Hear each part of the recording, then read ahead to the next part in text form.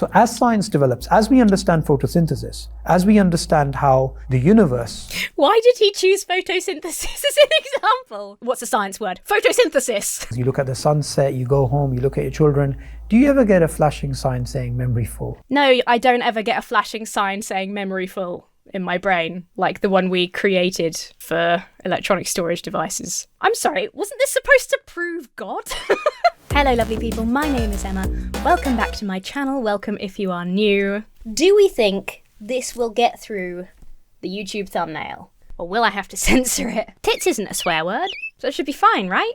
Today we are looking at a video by Towards Eternity. This was sent to me by a viewer. It's a little interview. It kind of it's like a Muslim version of Hot Ones or something like that. I don't know. It's like a weird sort of interview setup. It's very dramatically lit from what I've seen so far, which is the intro. And they have invited this guest on, Sabor Ahmad, who is answering some questions about atheism, apparently the hardest atheist questions. We'll see how I feel about Sabor's answers. He has less than a minute. He has 60 seconds on every question, so it can't be that detailed. Before we dive in, I must share with you that today's video is sponsored by Magic Spoon. Magic Spoon is a wholesome, high-protein breakfast cereal that is reminiscent of the delicious, tasty cereal you had as a kid, but without the crazy sugar. It fits all kinds of lifestyles. It is keto-friendly, high-protein, gluten-free, grain-free, soy-free, wheat-free, and naturally flavoured. The cereal contains 13 to 14 grams of protein and 4 to 5 grams of net carbs in each serving and is 140 calories per serving. The delicious little treat bars have 1 gram of sugar, 11 to 12 grams of protein, and 1 to 2 grams of net carbs in every serving. They are 130 calories per serving and very high in fibre. I'm a big fan of Magic Spoon cereal as a snack. Lately, I've actually been leaving the house more, so I've been finding the treats really good as like a little protein boost on the go. Click on the link below to get your own Magic Spoon cereal today. You can build your very own custom box with all the flavours that you love. Use my code EMMATHORNE for $5 off. You can choose from the best-selling flavours, including cocoa, fruity, frosted, peanut butter, and maple waffle, plus other awesome flavours including honey nut, blueberry muffin, birthday cake, cinnamon roll, and chocolate chip cookie.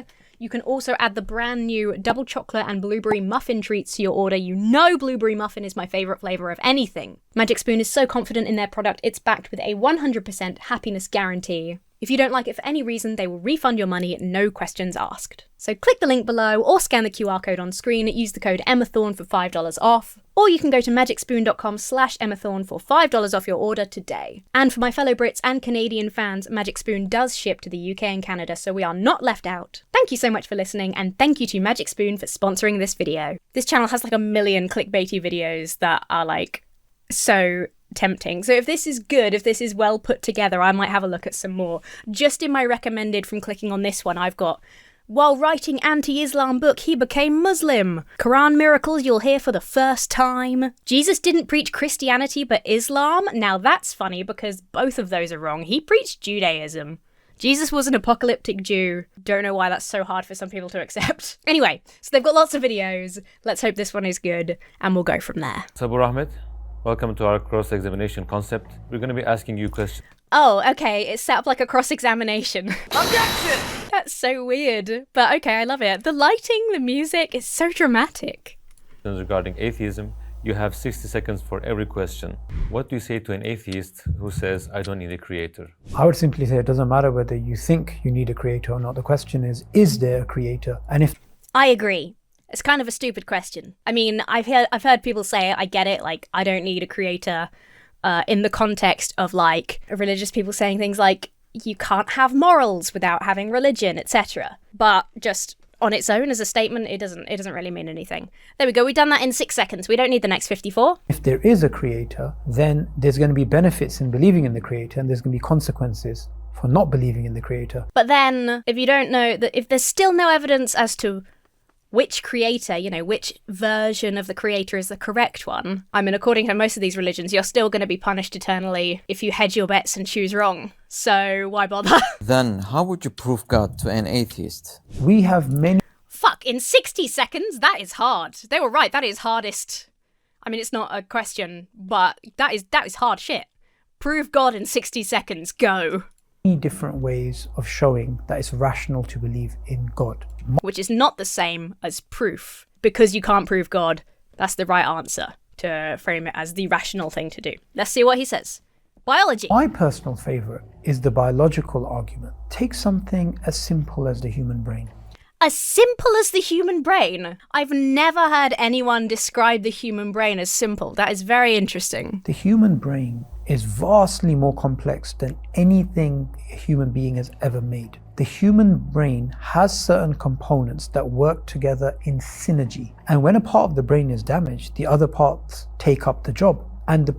Well, not always. A lot of the time, brain damage leads to severe loss of quality of life or loss of life. If one part of the brain gets damaged, the rest of the brain doesn't always just take up the job. This is a bit like the whole miracle thing. It's like sometimes God magically heals people and you're like, well, what about all the times that they don't, though? You can't use the fact that sometimes a part of the brain compensates for another part being damaged, because what about all the times when it doesn't?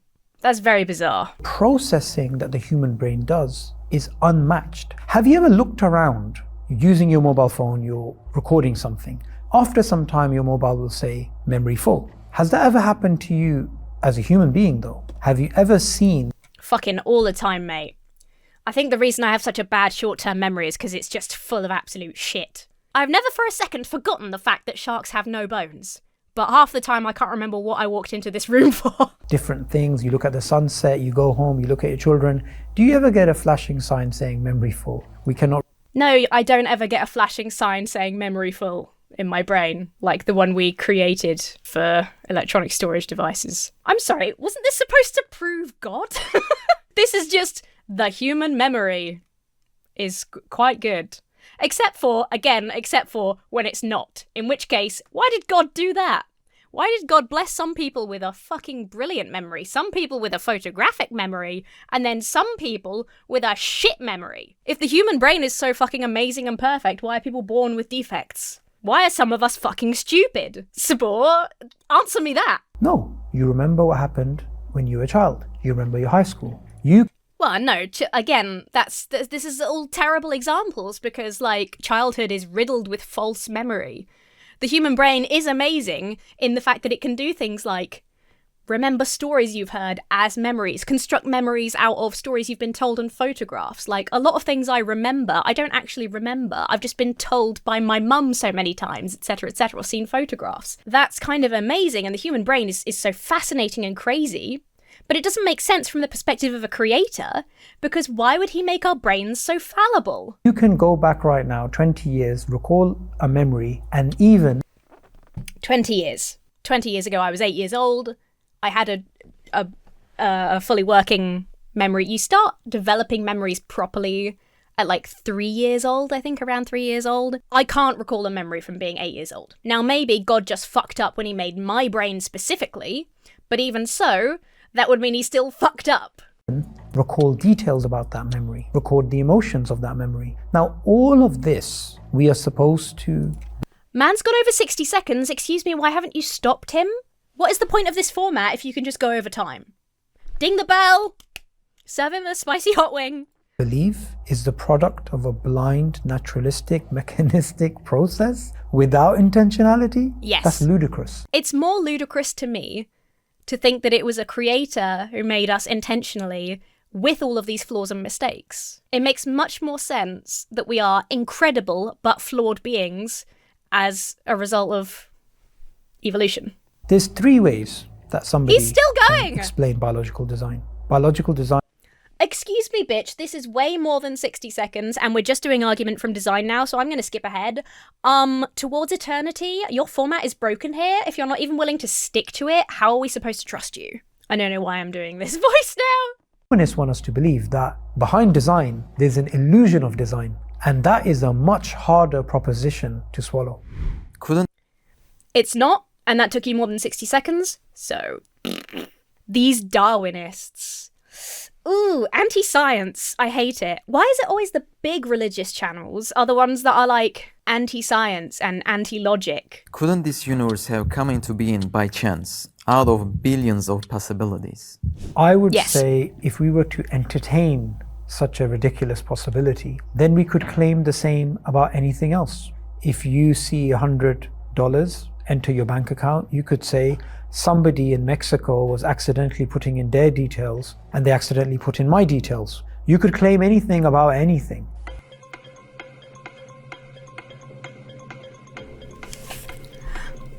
That's claiming that life, the state of the universe as it is probably the result of chance is not the same. It feels crazy to have to say this. It's not the same as saying there's $100 in my bank account. Somebody in Mexico clearly put in my details by mistake when depositing. Because that's impossible. That's not how that works. You have to be in a bank in person with your card and your ID. You can't just you don't just type in bank account numbers. Say he thinks that it's irresponsible to argue that we came to exist here in the state that we are as a result of chance. Well, then the alternative is we don't know, not therefore there must be a creator. That's just God of the gaps. If he would rather say, we don't know how we came to be here, but we have a lot of fascinating science that shows how galaxies form and stuff like that, I would be on board with him. I'd be happy to agree and say, fine, we'll say we don't know, but here are the things we do know. To be like, and therefore it's obviously a creator. Well, no, now you're just a person in Mexico putting in bank details again, just for your point instead of the atheist argument. There would be no reason to do science because you would study a natural phenomena, and rather than giving the most plausible explanation, you could take any number of infinite ad hoc explanations. Well, no, the problem there is just your personal bias and your personal definition. The universe as it stands coming into being by chance is the most reasonable explanation. It's just your personal view that a magical being started it all off. A magical eternal being that didn't need a creator of its own and plays by different rules for some reason because it is God, because I call it God, and therefore universe. That's only more rational in your opinion. In my opinion, that is way less rational than just probability, than just this is by chance. And that is why there is so much fucking empty universe. And say, it could have been this, it could have been that. However, we as human beings don't operate like that. If you know there's a 1% chance that a drink I'm about to give you has poison and 99% chance you'll be fine, you're going to refuse that drink. Probabilities help us make decisions. We don't just say to ourselves, well, chances are I'll be okay, so I'll be fine with that.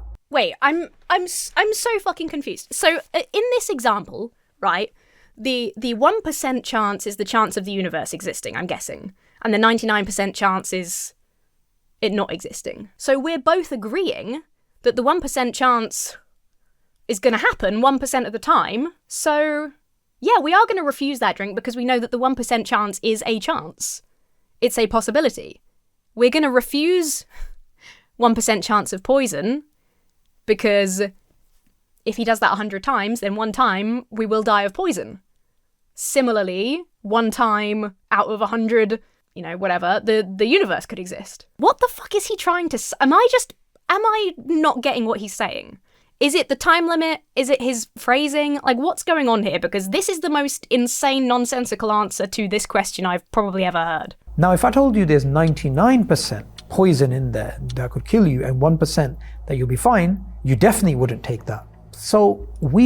But he's just said, rightly, that we wouldn't take it either way, because the 1% chance is a smaller probability, but just as valid as a 99% chance. There was probably a very, very low probability of me having a freckle on my hand exactly here, but I have the freckle there, because that possibility, however small, does exist. I don't get this fucking argument. This is kind of blowing my mind a little bit. We use probabilities. He's also gone over time again. What the fuck is this answered in 1 minute bullshit if so far he's answered 1 out of 3 in the actual time? If they're not going to stop at the 60 seconds, what is the fucking point? I'm getting cross. To come up with reasons for our behavior, conclusions for how we should be living. So when it comes to God, it doesn't make sense to me, as in my opinion, and of course I am as biased and flawed in my thinking as anyone else, but in my opinion as a rational person, it doesn't make any sense to say, well, the probability of the universe coming into existence by chance is very small. Therefore, I should follow the instructions set out in this collection of books from ancient history on how to live my life and what to eat, and just like that is a fucking massive leap to me. And so I just never understand the point of these questions. It's like there is this kind of thing among a lot of religious people, despite how many Christians hate Muslims and vice versa, there is this kind of thing among these religious things where it's like they sort of band together to be anti-atheist in this, like, it's better to have any religion than to be atheistic. Like, I think it's just because when you're maybe brought up with a religion, it's hard to understand people who don't have that. According to these religions, you have to follow the correct one quite specifically to be saved. So if it's just about anti-atheism, if it's just about proving that atheism is silly, well, what if I watch this and go, okay, maybe you're right, and then I end up being a Buddhist or a Hindu? They'd be like, fuck, but that's wrong though, so you're still not going to be saved. But that's all that they've tried to prove, is that atheism is the wrong thing. I keep going to do air quotes today, I've got to rein it in. And again, all of these things, it's just such a huge leap from, I believe there's rational explanations for a creator, or for theism in general. I respect the hell out of that, completely get it. I have heard some good arguments, none of these, but I've heard some reasonable arguments and explanations, and if statistics and mathematics is something that compels you to have that kind of view, I get it. To go from that to literal interpretation of the Qur'an, just how the fuck do you get there? God, why do we throw those probabilities out? Why do we go with the most absurd ideas? Well, Sorry, my room heater automatically turned it on. I forgot to turn it off before we started. It'll stop in a second. I don't know if you can even hear it. This just blows my mind, because we're not throwing the probabilities out. Here's first example. If I told you there's 1% chance that there's poison in this drink, you wouldn't drink it, because that small percentage is still valid. Just like the percentage chance of me having this freckle is very small, but it happened because that's how probabilities work. It's like some people get this idea that if something is a low probability, that equates to like, well, it's impossible. It can't be that then. But what's the scale we're talking about here when it comes to the universe? Like, anyway, we're over the 60 seconds. I'm just gonna fucking skip ahead, because what a dick. Sorry, excuse me. What do you say to those who say that as science develops, it eliminates belief and explains everything? Well, I'm just going to jump in because I don't know who says that. I don't know who says that. Again, I don't trust that these come from atheists.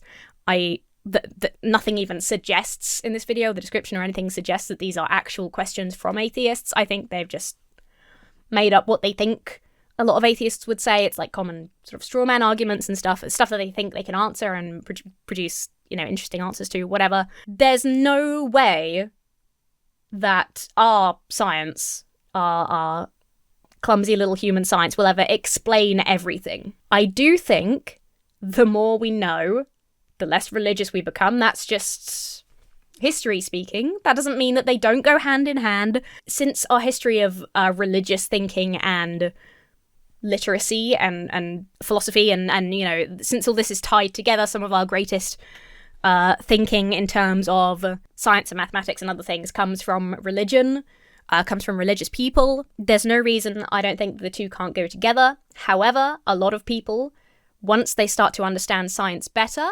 find that, say, the Quran, the Bible, the Hebrew Bible, they can't be literally true. So over time, we move away from fundamentalist literalist views, because we start to see that, we know things they didn't know 2,000 years ago.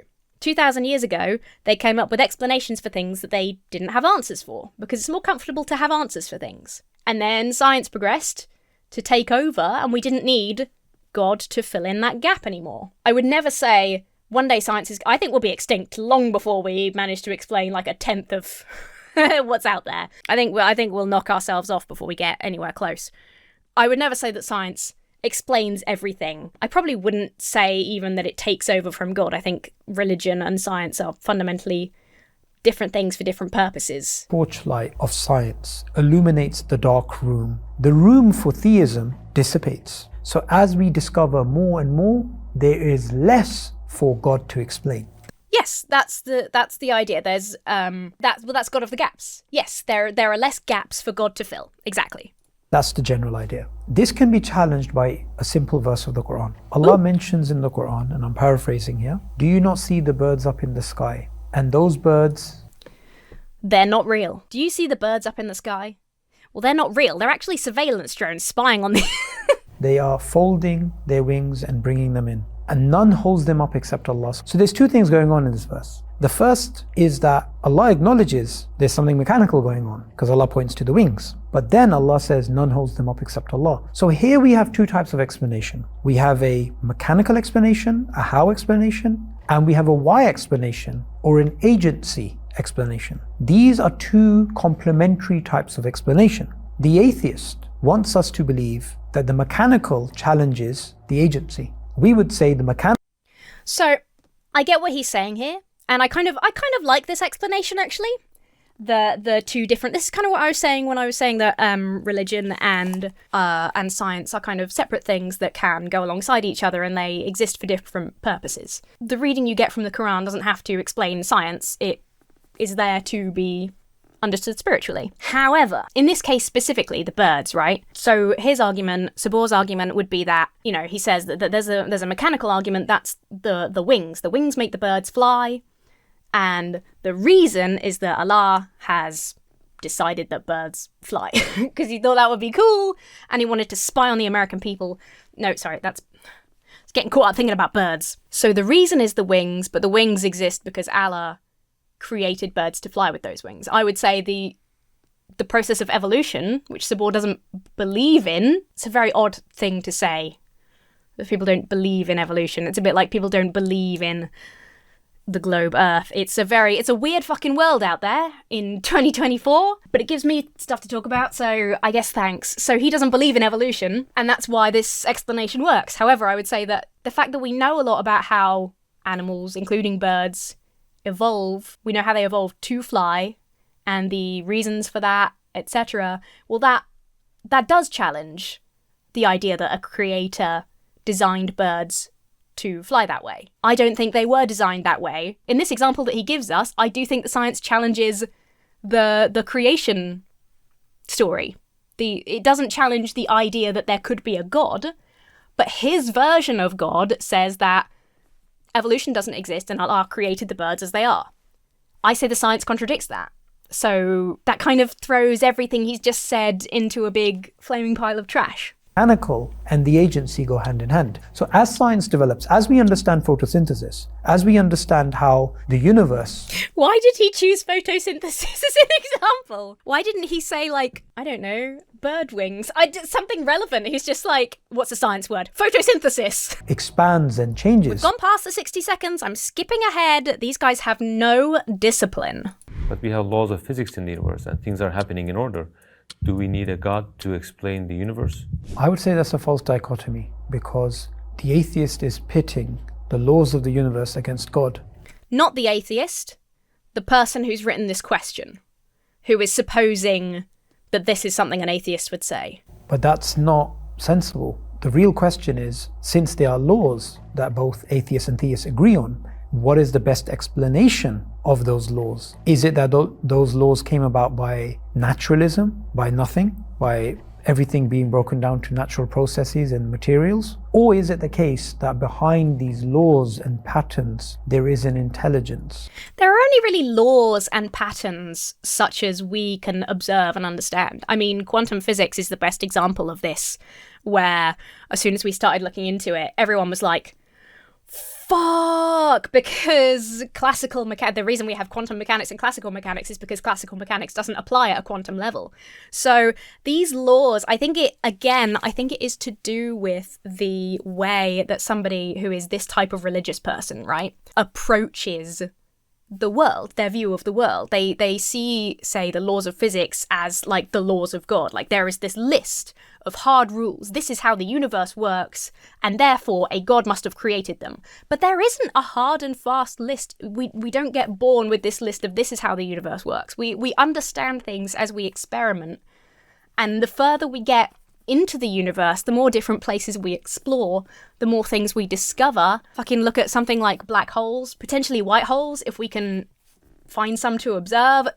What I'm trying to say is, this is a false idea to begin with, this notion that these are the laws, and therefore there must be a creator. I think calling them, in this context, calling them, the laws of physics, the laws of the universe, kind of helps in that weirdly quasi-religious understanding of science and the universe. There is something superior to matter, and the latter makes a lot more sense than the former. Some people say the creator may have set the laws and might have left. What do you say to those people? I would say, imagine a factory where somebody hires 1,000 people, puts rules in place, puts regulations in place, says goodbye to everyone for 10,000 years. Would that place last a month, let alone 10,000 years? What's the difference between those two scenarios? Well, one is a factory leader is a fallible human. The other one is the creator is the infallible, all-knowing, all-powerful God of the universe. By your own beliefs, it should be quite a different scenario. I think it makes way more rational sense to believe in a creator that fucked off. Because if you're to believe in the Qur'an, the Christian Bible, the Hebrew Bible, whatever, then you're to believe that a while back, God had a very active part in human history, human endeavors. He was giving specific individuals, he had favorite people, he was giving them gifts and rules and doing things and interacting with them. And then that stopped happening for thousands of years. To me, if you believe that, the most rational explanation is that he fucked off or lost interest or whatever. Like, let's take his factory scenario and make it fit my view instead, just to prove how fucking dumb all these analogies are. Let's say a big business owner bought a new factory, hired a bunch of heads of departments, got them all trained up, and then had them train their interim departments, and then left to go back to being a CEO or whatever. Would that factory continue running flawlessly without him? Yes, it would, because he had hired people to put in place to do that stuff. Well, that's humanity now, isn't it? Of course the factory can continue for longer than a month.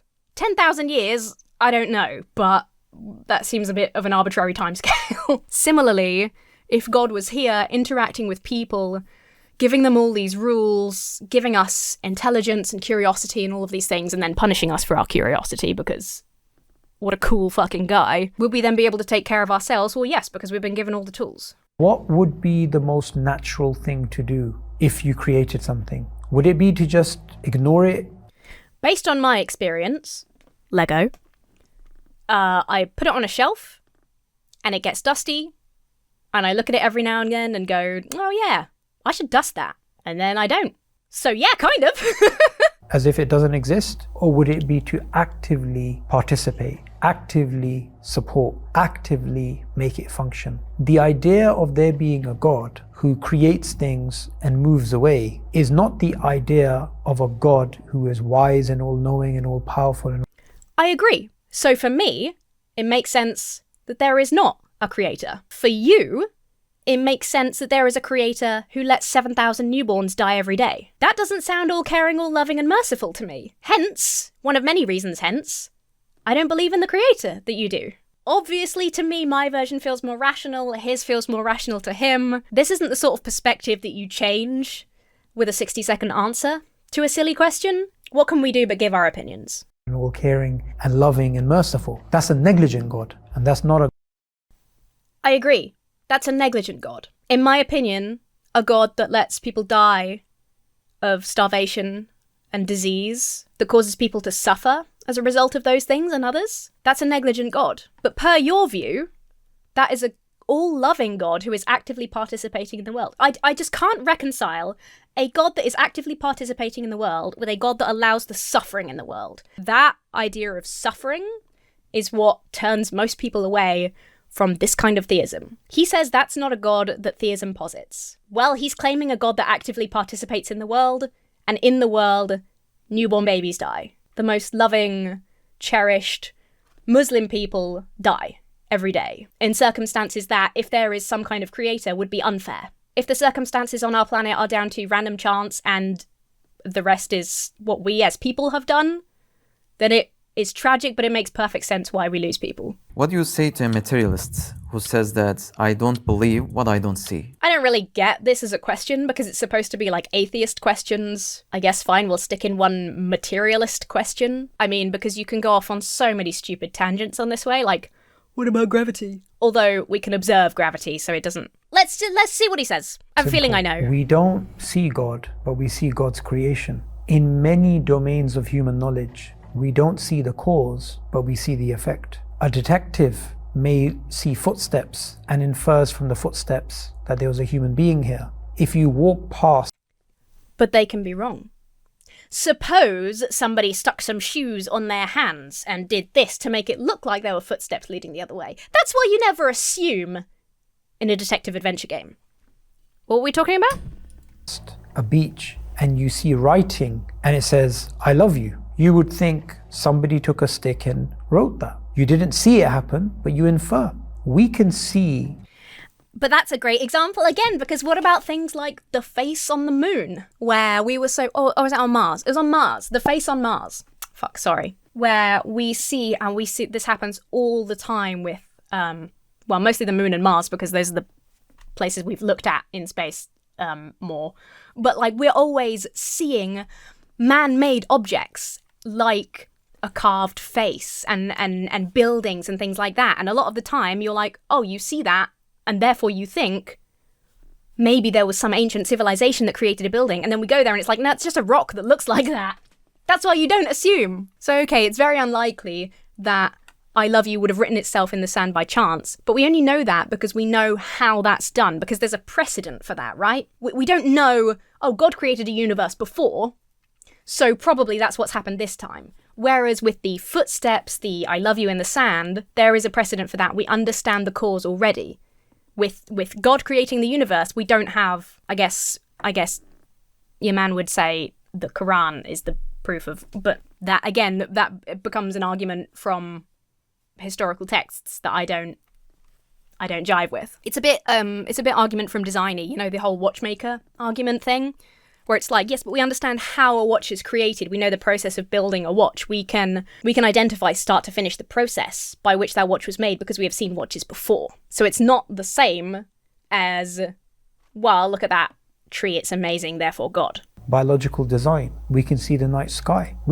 Yeah, but most of us don't see biological design. Most of us see evolution because we are not anti-science. We can see design all around us. We can see the thirst human beings have for spirituality. We can see the morals that we have. All of but you and I have different morals, don't we? these things together are best explained by a creator. Disagree. And us as human Again, that largely relies on you being a literalist / anti-evolution. beings, if we were to, within our lifetimes, apply the rule that whatever you see, you believe, and whatever you don't see, you don't believe, we wouldn't believe in historical events because we haven't seen them. Those are testimonial. We wouldn't believe in morals because we can't see them. We wouldn't believe in love and hope and fear because we can't see the existence of God.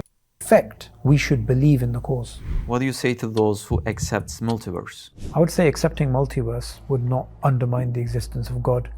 What would I say to somebody who accepts multiverse? I would say, shut the fuck up. I would say, look, I love sci-fi as much as the next person. Devs was a fucking great show. Put it away now. Put it down. There's nothing useful we can do with that right now. Marvel has overhyped the concept of a multiverse. And I think this is kind of a silly question, again, because it's supposed to be like difficult atheist questions. And it's like, what do you think about this particular wacky school of thought? Well, this does nothing to prove Islam, which is supposed to be the goal of the channel, so good job. I might skip this one, but I'll skim through and see if he says anything interesting. So we have this universe which is designed, which has clear order, and the way that this universe is explained by some is that there are billions and billions of universes, and we just happen to be in the universe that's designed, and all the other universes. Well, no, that's not the argument, because they don't believe it's designed. They believe that the idea that there could be more universes than ours, and that those might not have had the same conditions to create life as ours, is not the same as the multiverse theory he was just describing. And this isn't my area of expertise, so I'm just going to keep this brief. Even so, it is not that one was designed and the rest are not designed, because that's imposing his personal beliefs on a different belief system that he's trying to explain. Am I making any sense? Like, what he's describing is they would think that one happened to have, lots of universes came to be, this one happened to have the correct conditions to spark life. It is not that one happened to be designed because that language implies a creator. Some say we have evolution, so we don't need God. What do you say to those people? He's already gone off on his anti-evolution things. This is just going to cover old ground. I would say Darwin himself would be quite surprised if he heard someone say that, because he didn't think that there was a incoherency in believing in theism and believing in his theory. There is ample evidence that naturalism is insufficient to explain what we see in the world. Now, it's a pointless, stupid question, because evolution explains very well how things evolve. It doesn't answer other unrelated questions. So it's not evolution or God, it's evolution or literalism. It's evolution or Allah created the birds with wings as they are today. Atheists may claim that we have a biological mechanism in the form of natural selection, and that renders the God hypothesis, according to them, useless, when the converse is true. Not only is it that this naturalistic mechanism is insufficient to explain the scientific evidence, but even if it was not insufficient, there would still be an agency required to best explain biological. There is an agency required to explain biological design, because biological design is what you, as a Muslim, believe in. The atheist isn't arguing for biological design. Every creature that exists in the world, and why are there some creatures, by the way? Why are there ones that do nothing but spread horrible diseases to humans? God, what the fuck is up with that? We would all, us and every creature on the planet, would be perfect. We would be perfectly, flawlessly designed for what we do. There wouldn't be any strange issues. You know that type of frog that can't, it's like so small and light that it can't right itself in the air when it jumps, so it just kind of flops and bangs about because it can't center itself to hop normally. It just kind of like like, that frog wouldn't exist, is what I'm trying to say, if God designed us all perfectly. The whole human birth process is crazy. 9 months and then it comes out of there, like, it's fucking mental. And before we developed modern medicine, an enormous amount of people died as a result of that flawed design. Does it make sense through evolutionary processes? Yes, it does. If God created everything, how did God come into existence? Doesn't he need a creator too? I would say this is a misplaced question. Because it cannot be answered. He's got 56 seconds. Well, has he? Towards eternity. They've completely ruined this like game show format. This question cannot be answered. I don't care how long he takes. I don't care what he says. He's not going to come up with an answer for this question. If he does, I would be amazed, and there's like a Nobel Prize due for this guy right now. Everything that has a beginning needs a cause. God does not have a beginning, therefore God doesn't need a cause. I wouldn't say everything has been created and then say, but God doesn't have a creator. I would say everything that begins to exist has a creator. And God. How do you know that the universe began to exist then? How do you know that God, the creator, didn't have a beginning? And if he didn't have a beginning, what does that mean? That's a claim. That's a theist making a claim that needs to be backed up with some kind of evidence. Oh, God doesn't have a beginning. How do you know that? Because my book says so? Who wrote your book? Oh, fallible humans, but it was God that inspired them to write it, so. Okay, but who says that God inspired them to write it? Oh, the book that I was telling you about before. This question is unanswerable. I don't blame him for not having an answer, because it can't be answered. I blame the people asking the question because it's fucking stupid, and anyone who claims that there is some kind of answer for it. God did not begin to exist. God is the first and the last, no beginning, no end. How can you be the first and the last if there's no beginning or end? And the only one that has been there for eternity. Prove it! So that question only applies to finite, limited beings, not to God. How can you prove that God doesn't have a beginning and he's eternal? Thank you. If God had a beginning, that would not be God. That would be a Says who? Says who? Limited being. If everything around us had a beginning, then that beginning has to be explained by something else. And if that thing had a beginning, it has to be explained by something else. So I have invented, in my head, a thing that doesn't apply to those, that doesn't have those rules apply to it. Prove it! This is not proof. Seeing an infinite regress of things depending on other things which are dependent. So Yes. if all the things around us are dependent, and they are dependent on other things which are dependent, and those are dependent on other things which are independent, you have an infinite regress, and nothing would ever be created. But we exist. We're here. So that means this chain must logically stop. And it stops at one independent creator. And that independent creator does not depend. Say this is compelling for you. Say you agree with this. Once again, there is nothing to say that this originator, right, this it doesn't have to be a creator, it doesn't have to be a god, it doesn't have to be a being, like we're kind of understanding it in basically human terms, right? A dude. It doesn't have to be a creator. It could be an event. It could be anything. The leap, once again, my friend, from there to therefore it is Allah of the Quran, is fucking enormous. Like the idea, I can't wrap my head around this idea of infinite regress. Something must have originated that has different laws, that exists separately. Therefore, Allah. You know what I'm saying? Somebody's ringing my doorbell. I will share this with you because it's a t-shirt with a similar vibe to the jumper I'm wearing right now. I can't wear this until the summer because it's a crop top, but it was pretty great. That's what that interruption was for. Back to theism, therefore Islam. Can there be more than one God? Can you prove oneness of God? If we assume, for the sake of argument, that there are two gods or three gods, the first obvious problem is that none of those gods can be all-powerful. Because if one says, make it rain, the other one says, I don't want to make it rain. Third one says, I want to make it snow. They limit each other. And if they... True. But obviously, we can't ignore the fact that the origin of your god is polytheism. Can we? If none of the other gods that were being worshipped around the time that Yahweh or whatever started being worshipped, why was he so jealous? Why was he so bitterly jealous and fearful of other gods being worshipped? limit each other, none of them can be God. Now Imam Tahawi, in your personal beliefs, one absolute will, one absolute creator. What if there is more than one God, but they agree upon everything? In that case, we are definitely far past the atheist questions now, hardest atheist questions. Because what atheist would say, right, I've got an opportunity to ask this knowledgeable Muslim fella a series of questions about theism in general and his faith. What atheist would say, what if there's more than one God, but like they agree? That's dumb.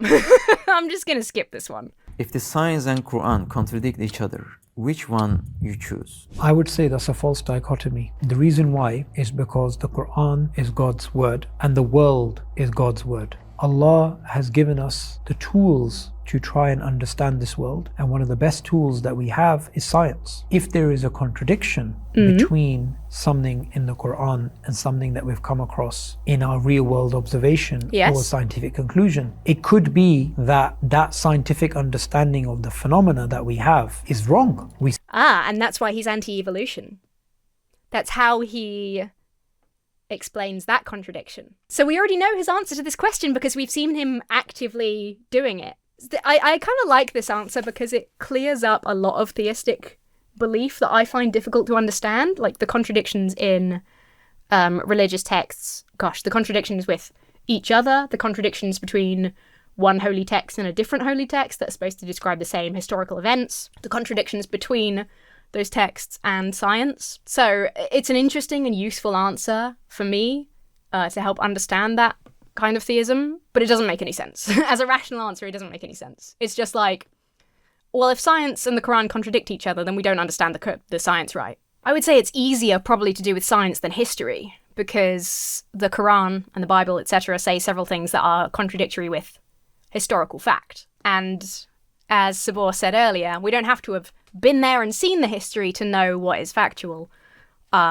For example, the Quran says that John the Baptist was the first person to ever be called John. And yet, there are plenty of holy texts that show people were called John long before the Baptist John. So there are contradictions. The reason there are contradictions is because it was written by human beings. It cannot be the infallible word of God. Even if you believe that God inspired the original texts, you can't believe that the Quran in the state that it's in 2024 is the undisputable, literal, historical, factual word of God.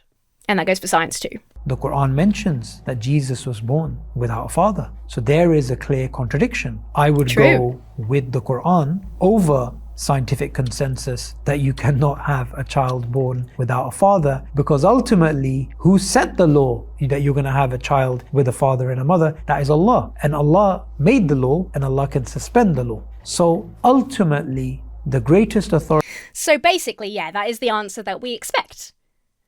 Okay, ultimately, there are contradictions between the Quran and science, and the Quran says this thing that is literally impossible happened, so it happened. I appreciate, it's near the end of the video that it finally came in, but I appreciate a bit of stark honesty about faith in the Quran, faith in any religious text. Like, okay, sometimes there are contradictions. Because we have faith in this text, we believe it, in spite of the contradictions with science. At least that is honest, even if it is harder to maybe understand. Do you know what's so interesting regarding the virgin birth?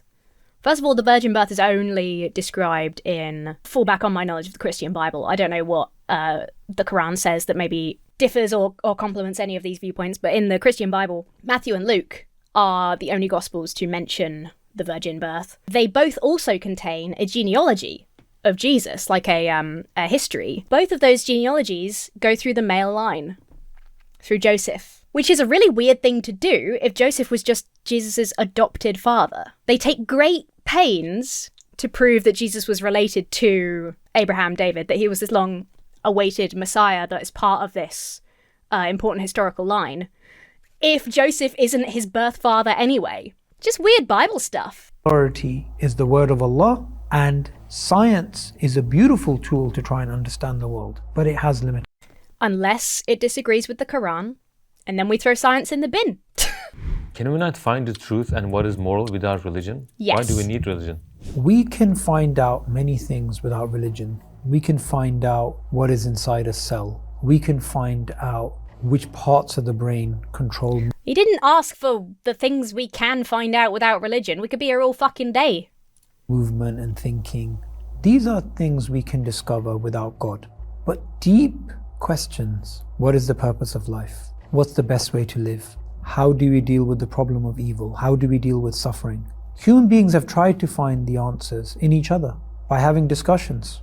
We've never really come up to anything meaningful. And these deep, profound questions... Well, that's a personal viewpoint. I'm sure some people have come up with plenty of meaningful answers to those questions. But this is basically what I was saying earlier, that religion exists for a different purpose than science. They don't have to be taken in the same way, because spirituality for most people is about answering these kind of questions. How should I live my life? What is my purpose? Things like that. So they're separate things for separate purposes. I don't think that's particularly striking or important. Questions can only be answered by the one who created us. Just like a manufacturer is the best person to tell you how to run a product, the best one to explain the purpose of life and the happiest way to live is the one who created us. So it sounds...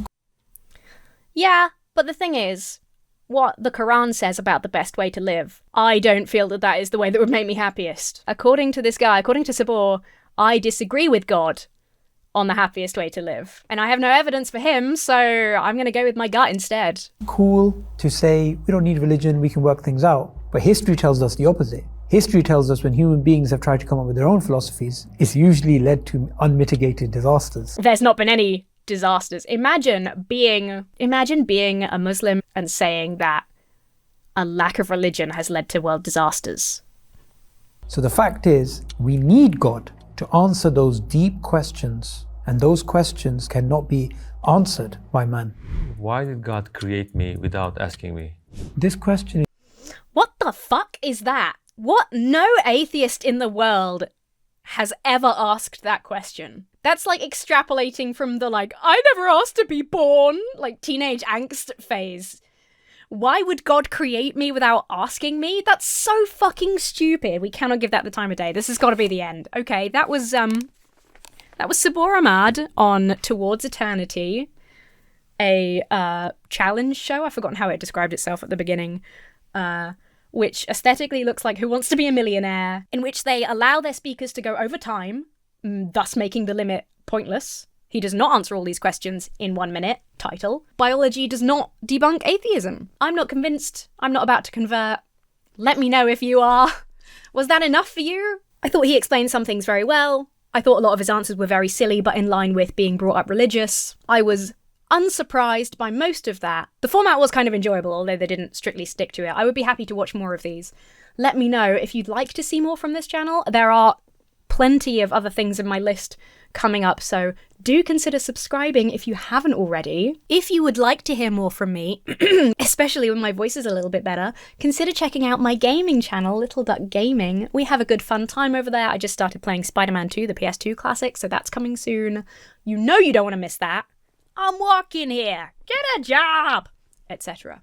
You can become a channel member right here if you would like comment priority and some very silly emotes, including me in a moustache, which everybody loves. Let's be honest. My beautiful son, the limited edition Pride Baffy, is available for pre-sale right now, only until March 1st, so click on the link in the description if you would like to get your own rainbow demon son. He is soft, he is precious, I love him.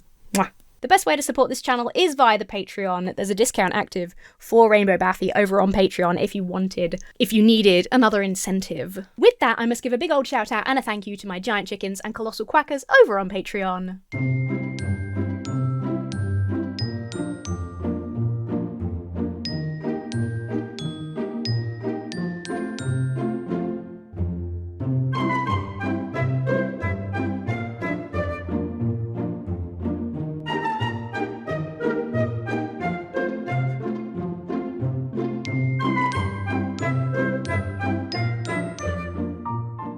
Most importantly, have yourselves a very lovely week, and I will see you really soon.